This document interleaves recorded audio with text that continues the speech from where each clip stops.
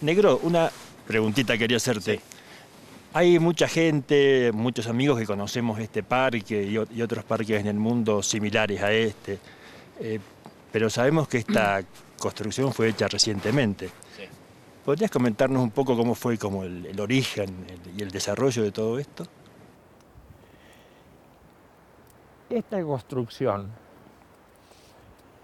que los pobladores del lugar llamaron la ermita, en realidad esta construcción es una réplica. Esa la hicieron nuestros amigos unos cuantos años después, porque la construcción original de la ermita estaba pasando esos dos ríos caudalosos en ese lugar donde hay una vertiente. Pero después de dar nuestra arenga, la arenga del sufrimiento y demás, en su momento, en 1969, la destruyeron totalmente. La dejaron en el suelo y ahí han quedado los escombros.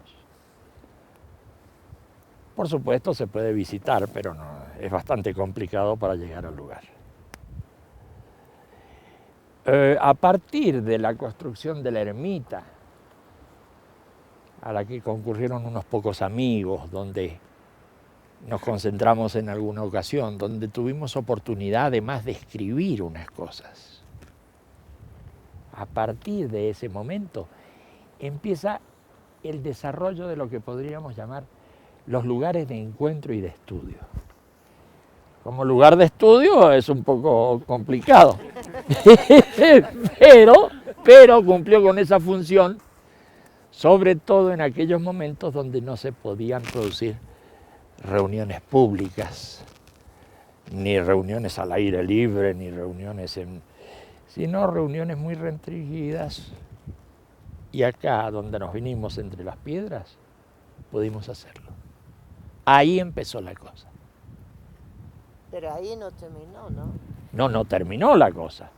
Ahí empezó la cosa de las construcciones. Pero después de los desastres que produjeron con nosotros, nos fuimos al norte de este país, al límite con Bolivia, a la selva, a un lugar que se llama, o se llamaba, San Pedro de Jujuy.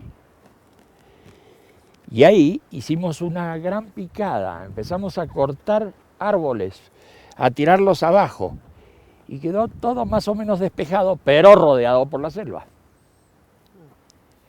Ahí construimos una casa, pero no ya de piedra como esta ermita, sino una casa de troncos de árboles, porque era un lugar selvático. Ese fue uno de nuestros primeros cambios de lugar. Negro, eso sucedió en San Pedro de Jujuy, pero se trasladó a otros lugares. Claro. Si nos habían dejado en el suelo también la casa de troncos, ametrallado. Claro, después que quedó en el suelo la casa de troncos, nos fuimos a otro lugar también en el norte, un lugar conocido como Yala, donde construimos otra casa, pero era una casa ya de madera y piedra, una casa grande, importante, y también tuvimos que abandonar el lugar.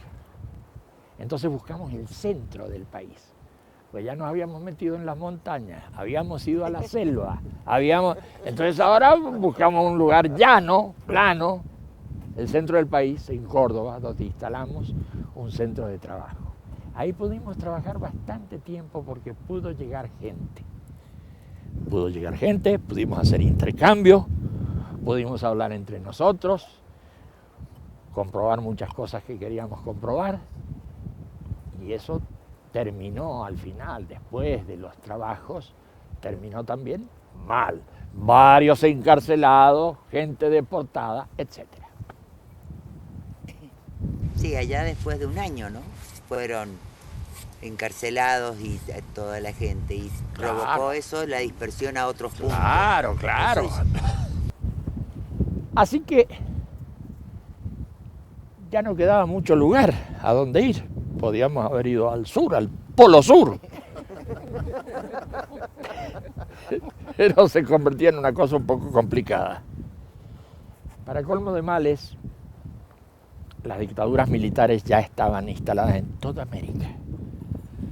Así como asesinaron gente amiga, gente nuestra, en La Plata, en un lugar próximo a Buenos Aires, así como encarcelaron a numerosos amigos en distintas partes, así también en Chile, por ejemplo, hicieron sus verdaderos campos de concentración y metieron gente nuestra en Pisagua, en el norte de Chile.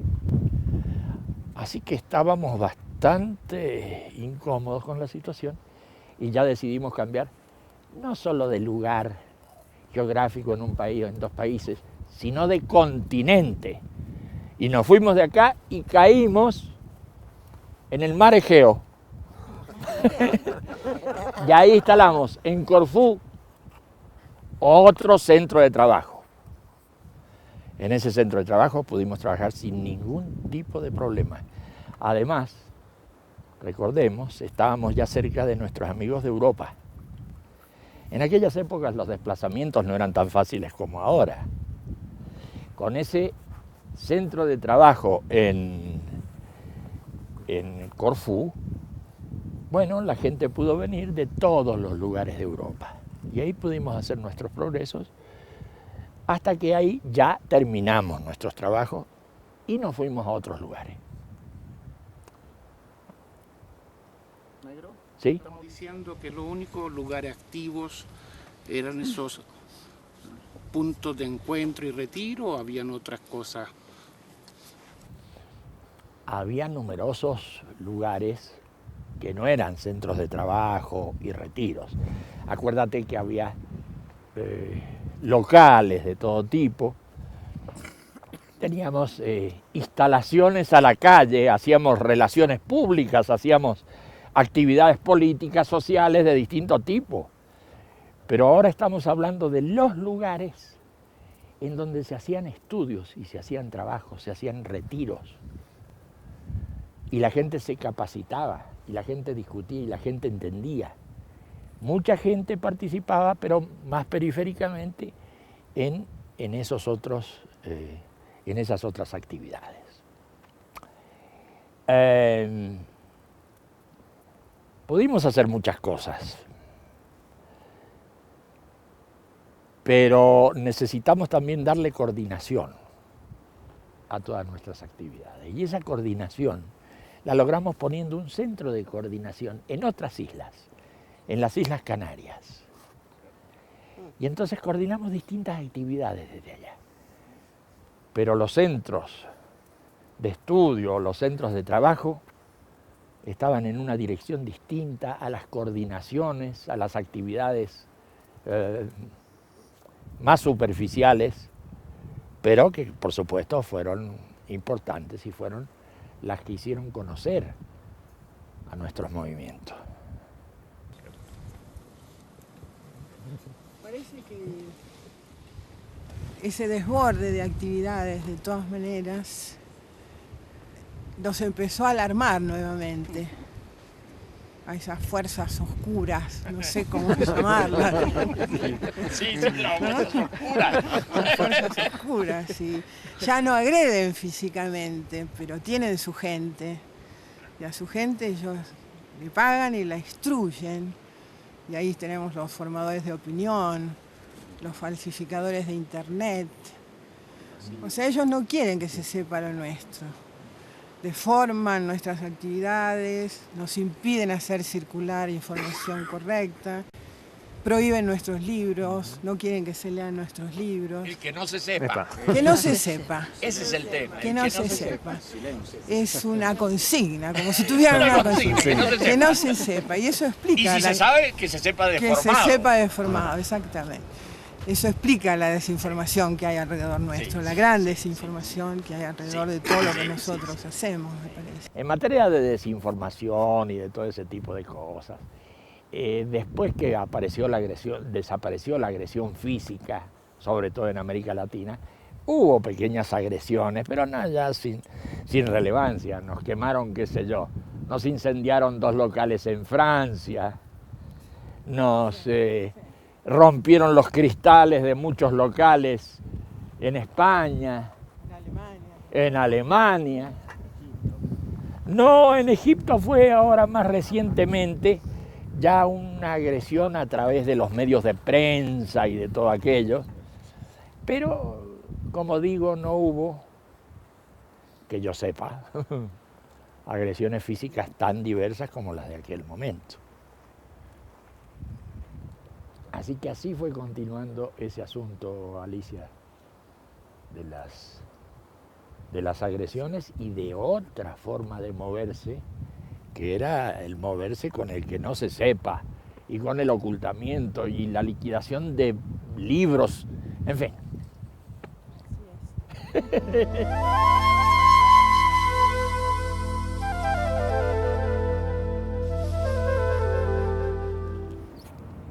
Y así fuimos pasando de lugar en lugar, saltando como pulgas de lugar en lugar, porque no había otra. Y se empezaron con construcciones más estables en distintas partes del mundo. Se empezó con construcciones a las cuales hemos llamado parques, salas, salitas, lugares de reunión de comunidades del mensaje. Poco a poco se fueron erigiendo en distintos puntos esas construcciones más definitivas.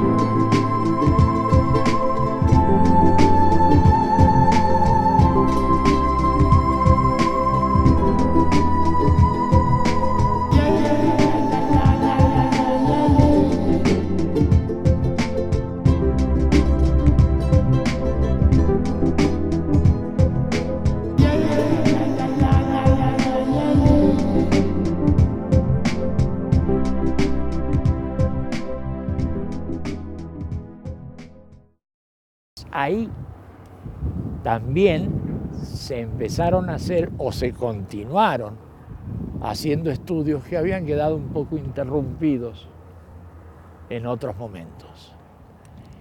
Ahí está el germen de lo que llamamos los trabajos de escuela, que son trabajos sumamente complicados, elaborados, muy elaborados, pero esos lugares que se han comenzado ya a habilitar desde hace unos 4 años, siguen adelante y ya no paran, porque esos están en toda América Latina, en Norteamérica, en Europa, en Asia, en África.